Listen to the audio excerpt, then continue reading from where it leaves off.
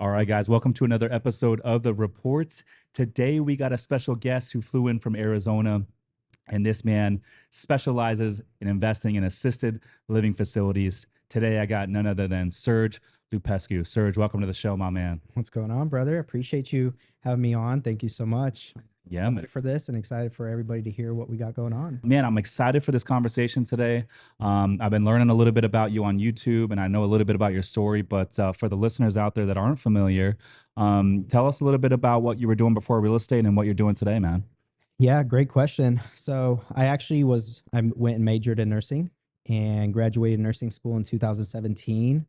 During my period of going through nursing school, I was working in the ICU as a CNA and just was doing a lot of bedside work.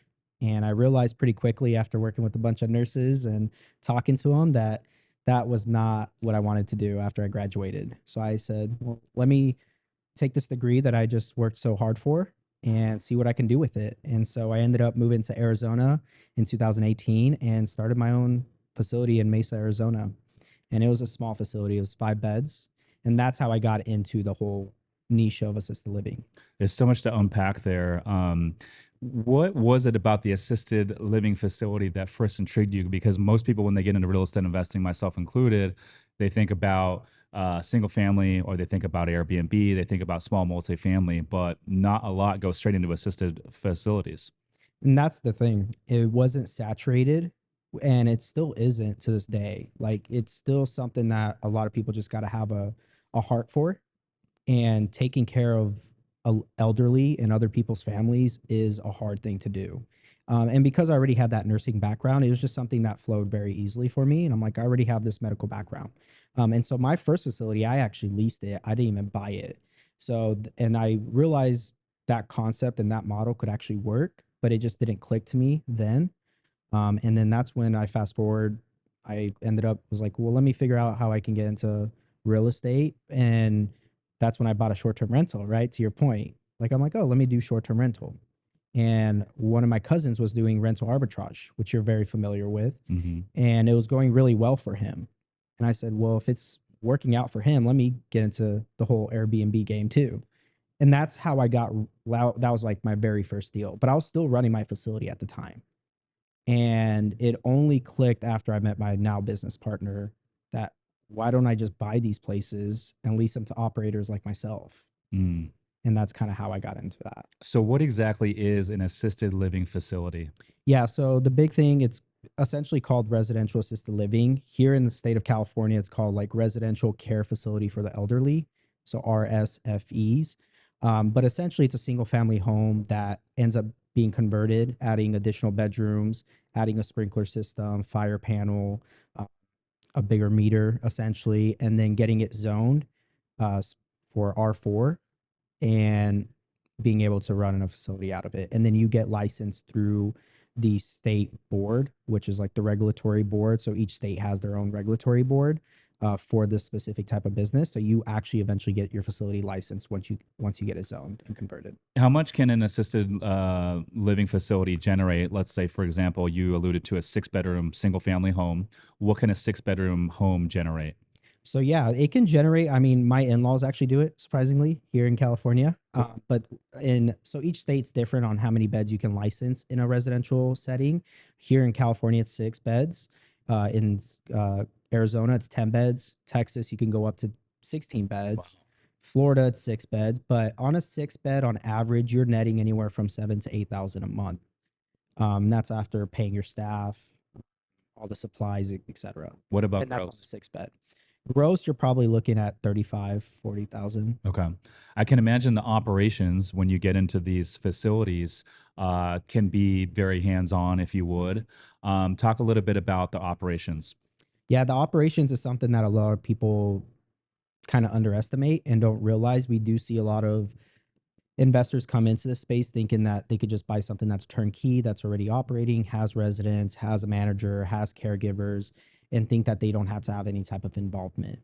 But the reality is, there's a lot that goes into operating these places, just like any other business operation. But if you're the manager, like what happens a lot of times is there's a lot of owner occupants, right? You see it in the boutique hotel model as well. But a lot of these care homeowners essentially try to do all the work themselves. They try to do all the caregiving, they try to do all the cooking, they try to do all the supply runs, all the medication administration, and it can be a lot of work. And that's what I did in the beginning. I did all of that for the first year, and it was really hard. And that's what typically the operations looks like. You got to do the tours, right, with the families. You got to Mm. place those residents. You got to do the admissions. Stuff happens. You got to send them off to the hospital, right? And then you got to follow up with the hospitals. You got to work with the hospices, the home health. So there is a lot of nuances that goes into the operations, but a lot of people, if they're looking to get into the space, it's like really having that genuine heart to care for people because it's going to take a lot to do it. It almost sounds like it's a lot more workload intensive than having a portfolio of short-term rentals. Yeah, so like the portfolio I have now, it's strictly just leasing to operators.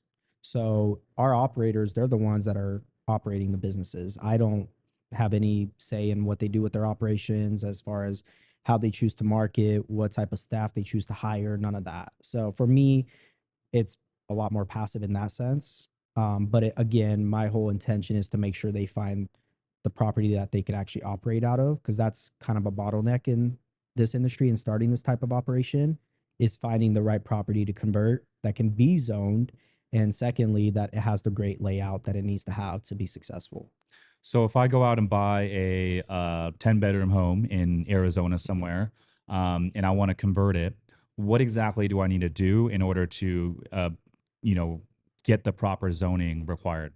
Yeah, so the first thing is checking that it can even be zoned to be like, so they all in the state of Arizona and other places, they do have, they put this regulation in place, this rule in place about 4 years ago, where or even longer than that, but they really started to crack down, kind of like short-term rentals are kind of dealing with now, but they all have to be about 1,400 square feet apart from each other, so a quarter mile, essentially. So if it's not a quarter mile apart from another facility, you most likely cannot zone it, but there is a way around that by getting a special accommodation. So you can, and it's essentially getting a variance for that property. And so you can get that. It takes a little bit more work, but essentially what you would have to do is just make sure that, okay, it meets that zoning spacing requirement. And then if it doesn't have a sprinkler system and a fire panel, you'll most likely have to install that. And that typically requires also increasing the meter as well to make sure you have enough pressure for that sprinkler system. Okay. So with that, that is what essentially would be the first step is getting zoned. And then secondly, once you get it zoned, it's a, if you choose to, you can get it licensed because there is a lot of value there too if you can license it. But if you have a 10-bedroom home, you get a license of 10 beds, most likely. How much ballpark would it cost to get one of these properties zoned and converted? Because are you supplying the beds and all that and the furnishings, or is the operator doing that? Yeah, so all of that is pretty much the operator. A lot of the stuff that I've bought up to date is been, for the most part, either converted already, and it's just one of these operators who is just failing or burnt out, and they'll just sell off all the furniture and equipment. And so typically we'll subsidize that into the valuation of the real estate, and then just have the operator essentially pay us for the business. So we sell that off separately. But typically, what you'll see, I mean, to cost to convert and then get this place furnished and everything, anywhere from about 150,000 to 250,000, and that's to get if you're adding additional bedrooms, bathrooms, also to get the fire sprinkler system, all that put in place. Yeah, it's about that price point.